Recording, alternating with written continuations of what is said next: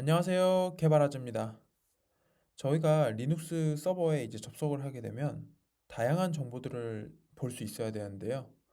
그래서 이번 시간에는 서버에 접속을 했을 때 리눅스에서 다양한 정보를 좀 볼 수 있는 방법에 대해서 소개해 드리고자 합니다.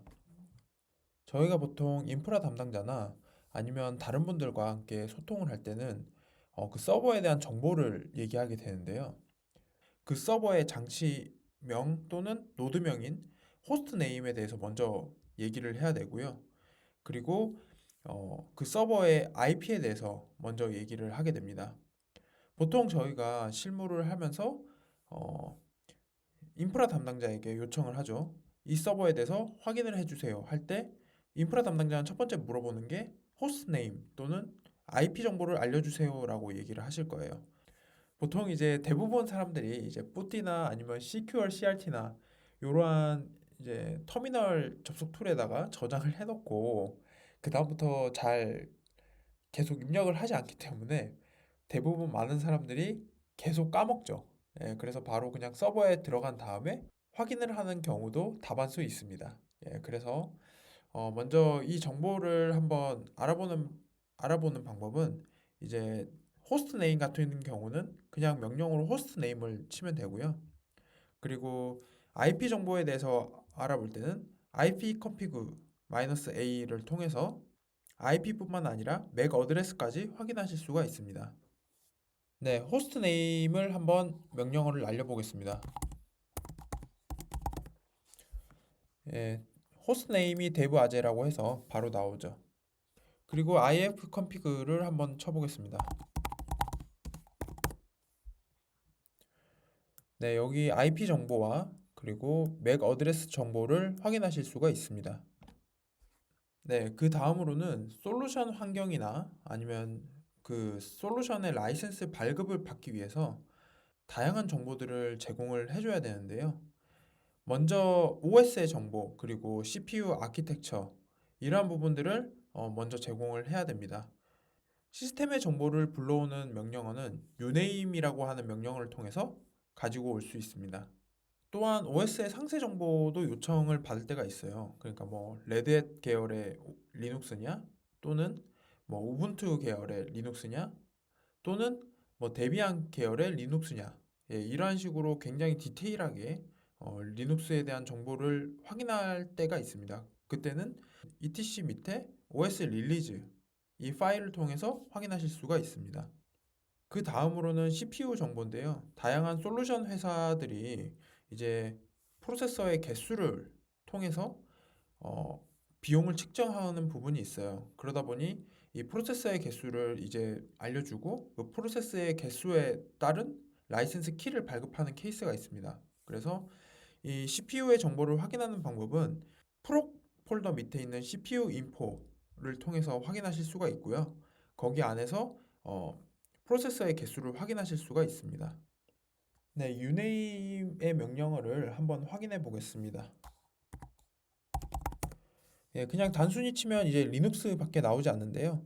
uname의 사용법을 헬프 옵션을 통해서 한번 확인해 보겠습니다. 마이너스 헬프를 하게 되면 이제 그 옵션들에 대한 상세 설명이 있는데요. 네, 여기에 따라서 제가 아까 자료에 작성했던 그 명령어를 한번 작성해 보도록 하겠습니다. 네, 결과를 보시면 아시겠지만 리눅스 64비트의 GNU 리눅스 이렇게 해서 지금 현재 시스템의 정보를 확인하실 수가 있습니다. 그 다음으로는 OS 상세 정보에 대해서 확인해 보겠습니다. cat이라는 명령어를 통해서 저희는 그 파일을 바로 출력을 시켜볼 수가 있는데요.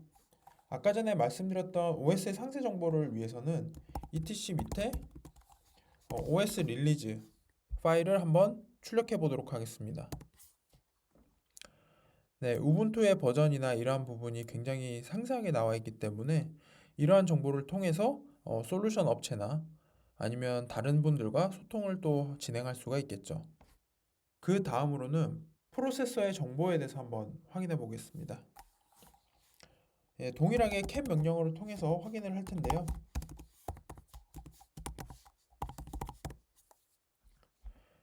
예, 굉장히 많은 정보가 나오죠. 예, 그리고 이 프로세서 이 앞에 있는 이걸 통해서 프로세서가 몇 개인지 아실 수가 있어요. 먼저 한 세트가 있고요.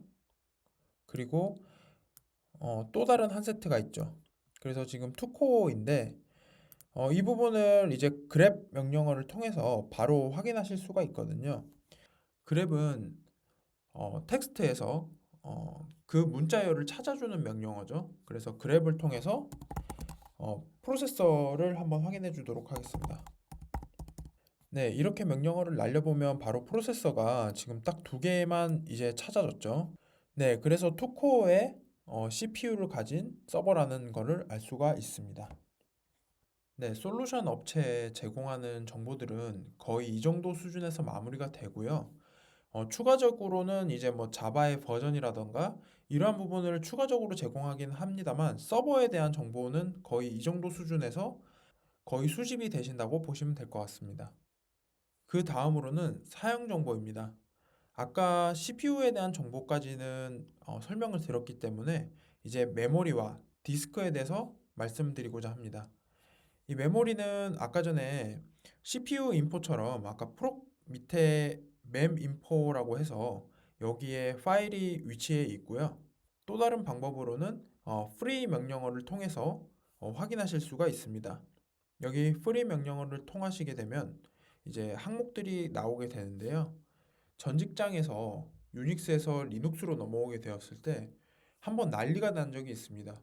시스템 담당자가 메모리가 90% 이상이 계속 찬다라고 한번 호들갑이 났던 적이 있는데요.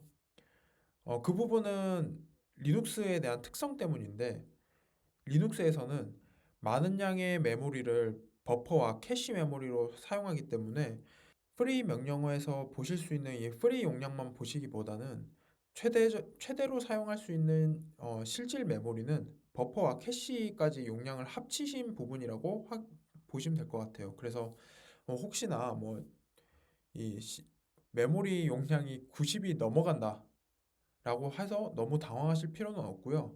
버퍼와 캐시가 어느 정도 지금 잡혀 있는지 거기까지 확인을 하시는 게 좋을 것 같습니다. 네, 그 다음으로는 디스크입니다.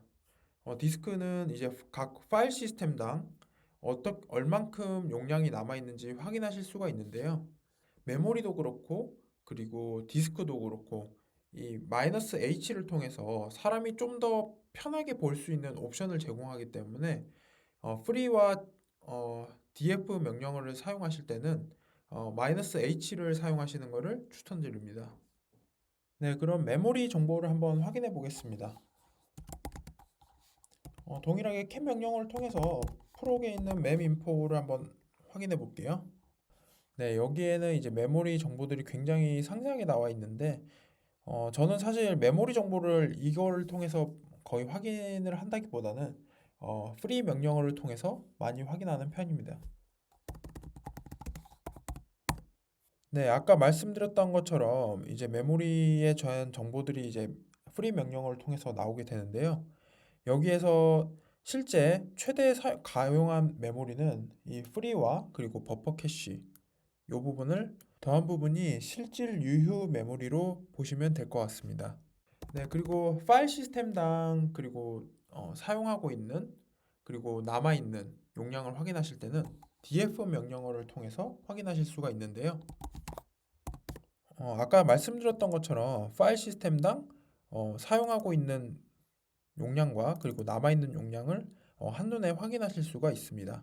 네, 이렇게 해서 다른 사람들과 소통을 할 때 사용하는 정보들을 불러오는 명령어들과 또는 솔루션 업체에서 특정 정보를 요청을 하는 경우가 있는데 거기에 대해서 이제 정보를 제공해야 될 때 이제 사용해야 되는 명령어나 파일 위치 그리고 마지막으로 사용 정보를 어떻게 볼 수 있는지에 대해서 설명드렸습니다. 오늘 수업은 여기까지고요. 다음 시간에 찾아뵙도록 하겠습니다. 감사합니다.